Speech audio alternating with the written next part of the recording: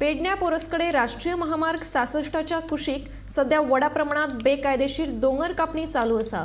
परवानगी नसताना ही दोंगर कापणी कशी करतात असो प्रश्न थळाव्यांनी सरपंचाक विचारल्या उपरांत टीसीपी खात्याकडे चौकशी करता अशें सरपंचाचे म्हणणे आसा।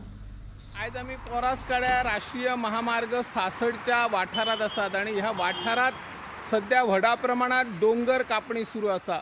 कोण डोंगर कापणी करता, जो जेसीपी चलयता तेकाय खबर ना, जे ट्रक आहात तेंकाय खबर ना, पूण इलिगली डोंगर कापप आणि माती भरप, लोबरा भरप व्हडा प्रमाणात सुरू आसात।